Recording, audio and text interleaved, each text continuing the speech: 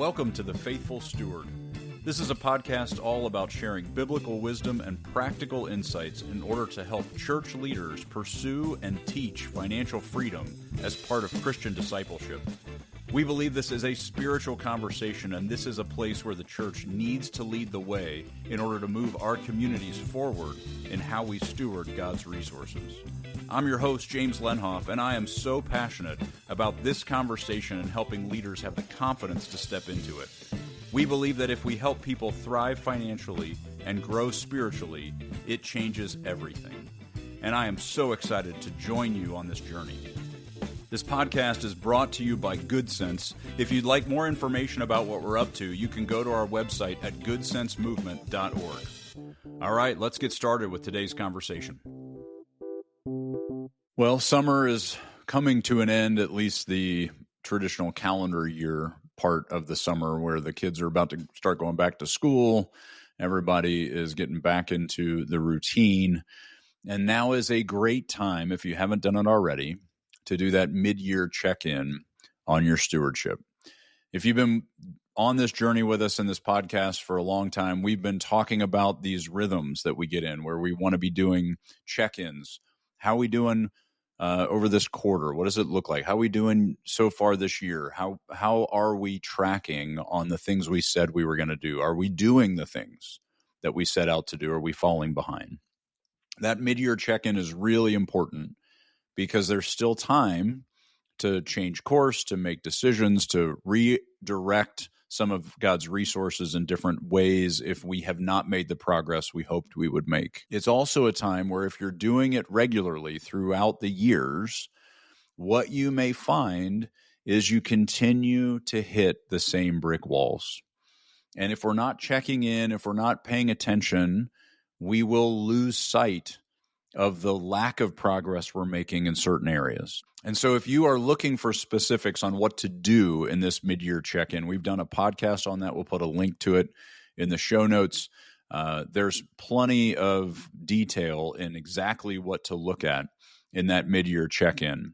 If you haven't already learned those things, go back and listen to that show. But what I want to challenge us with this year, as we hit this midpoint or a little after the midpoint, we're through the summer vacation, we've spent that money. We are now on the other side of kind of that first half of the year and the expenses that go along with it. Now, as you're checking in with yourself, what I really want us to look at are those stubborn patterns, those things that we just can't seem to break through. You know, maybe you have told yourself for years and years and years, this year is the year I'm going to pay off that credit card debt. We're going to finally make progress. We're going to finally buckle down. We're going to do the things. But you say that every year and it keeps being about the same. Maybe you're not digging a deeper hole. That's great, but you're not getting out of the hole that you've been in. Maybe you've told yourself, this is the year I'm going to start making progress on saving for retirement. This is the year we're going to start really focusing on building our net worth. We're going to do the things, and you're still kind of in the same place you've been. You're still spinning your wheels. You still haven't taken those steps. Maybe you're in a situation where you're saying, this is the year I'm finally going to rest. I'm finally going to honor God with the time that he's giving me by obeying his command to put rhythms of rest into my day and my week, that I'm going to really step into stillness and solitude. That one was for me the one that most recently I have found myself saying over and over and over again, and then not doing over and over and over again. So I would argue for all of us, there have been these things that we have said we're going to do, and we keep not doing them. Maybe in the context of all the other goals we've set, we're killing it on everything else. But what's the one thing that you keep not doing? Now is a great time as routine comes back into our schedule, as we settle back into the rhythms of the school year. Now is a great time to actually face that truth. I keep saying I'm going to do it. I keep not doing it. Why? Why, God? Like, take these things to the Lord and ask him the question. Why is this so stuck in me? Why is this so stubborn? Why can't I make the decisions I need to make in order to make this go away, or to fix this problem, or to make progress in this area? For me, just as an example, I have said I'm going to put rest into my work week. I'm going to be more intentional about sitting in stillness and solitude. I'm going to experience silence. I'm going to do the things that I'm supposed to do. And I never could do it. I'm so bad at it. I keep moving. I keep distracted. As soon as I sit down, my brain tells me all the things I should be doing, could be doing, progress I could be making. What are you doing? You can't sit still. You need to keep moving. You need to make progress on this stuff. People are counting on you. And in this mid-year check-in, I mean, just in the last month, I finally faced the reality of it and said, I got to get this addressed. I got to figure out why I can't do this. Because if I really believe in faithful stewardship, if I really am wanting to honor God, not just with my financial resources, not just with my skill, but also with all of my time, one of the things God has commanded is rest. And it is a command that I ignore all the time, and I can't seem to shake it. And so I actually went to counseling in order to understand, what is this? Why is this happening? And one of the things that came out of that conversation, for what it's worth, is that I realized that I have, for most of my life, all of my life, connected approval and survival. That if I don't keep everybody happy, if I don't keep accomplishing enough to keep everybody satisfied, meet their needs, rescue them from their pain, if I don't fix everybody's problems, then I won't survive. They won't approve of me, and I will perish.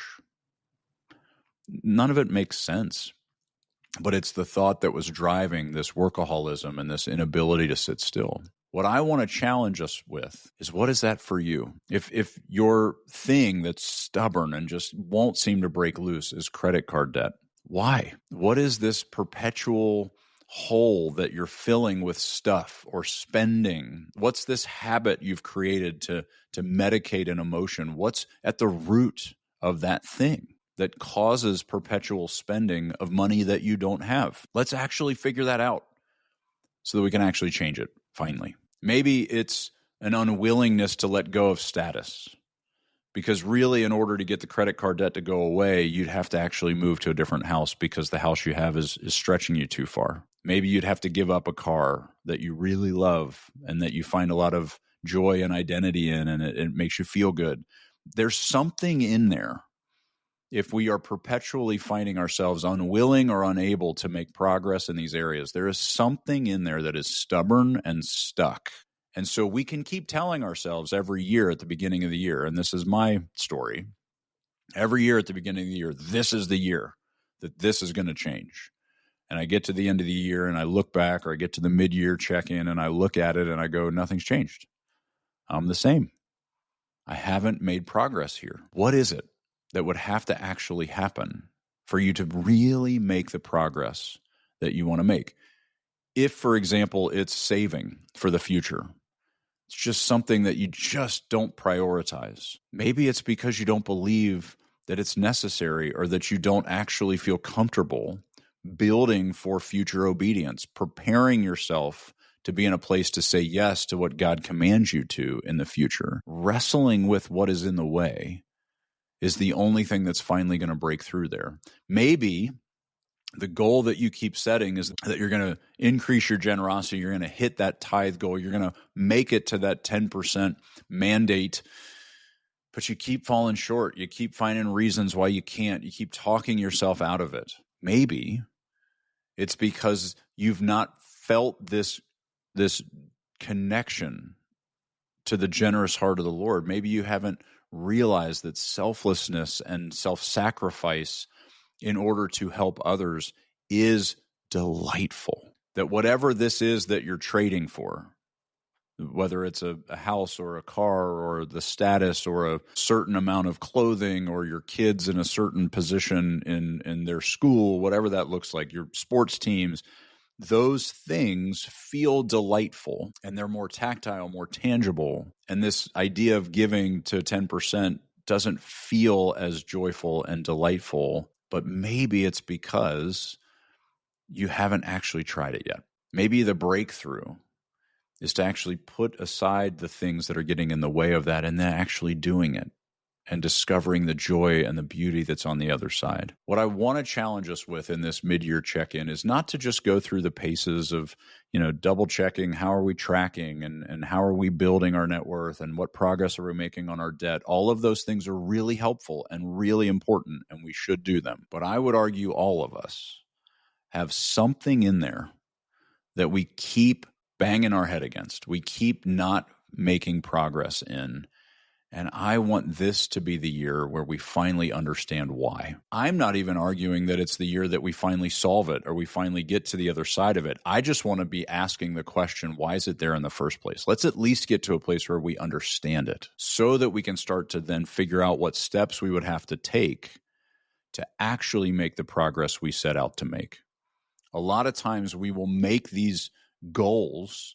We've talked about this idea of directional versus destinational. A lot of times we will make destinational goals, but while we're walking in the wrong direction.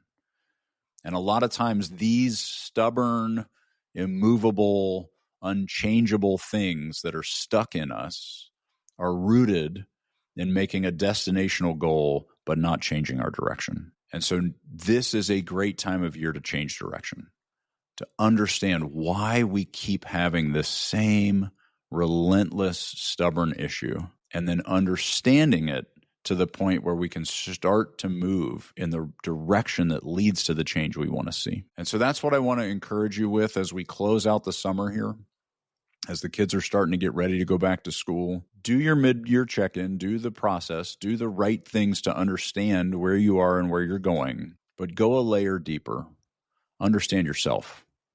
Understand the things that are really going on in your heart, and bring those things to the Lord, because it is honoring to Him when we ask Him why we're stuck, when we seek His guidance to get unstuck, when we actually see that these things that are in the way are hindering us from the life He actually wants us to experience, and we let those things go in order to fully embrace faithful stewardship in all aspects of our lives and honor Him even more with all that He's given us to manage.